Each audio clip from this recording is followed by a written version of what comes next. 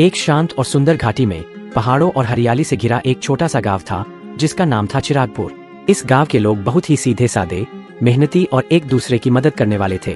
वे मिलजुल कर त्योहार मनाते, दुख सुख में साथ खड़े रहते और एक परिवार की तरह रहते थे। लेकिन इस प्यारे गांव की एक बड़ी समस्या थी, गांव में बिजली नहीं थी। जैसे ही सूरज ढलता पूरा गांव अंधेरे में डूब जाता। बच्चे रात को पढ़ नहीं पाते थे, महिलाएं खाना बनाने में परेशान होती थीं और बूढ़े लोग अंधेरे में चल भी नहीं पाते थे। कई बार वादे हुए कि बिजली आएगी, लेकिन हर बार सिर्फ मायूसी ही मिली। इसी गांव में हमजा नाम का एक होशियार और दयालु लड़का रहता था। वह 6ठी कक्षा में पढ़ता था और पढ़ाई में बहुत अच्छा था।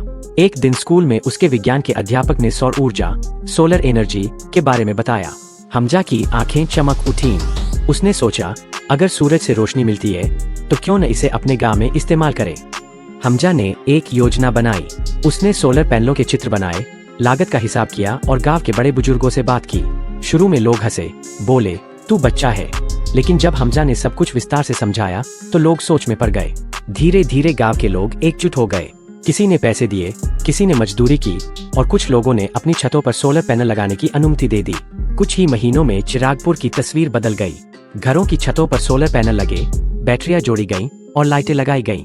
और फिर एक शाम पहली बार चिरागपुर की रात रोशनी में नहाई हुई थी। बच्चे पढ़ाई कर रहे थे, महिलाएं चैन से रसोई में थीं और बुजुर्ग सुकून से बैठे मुस्कुरा रहे थे।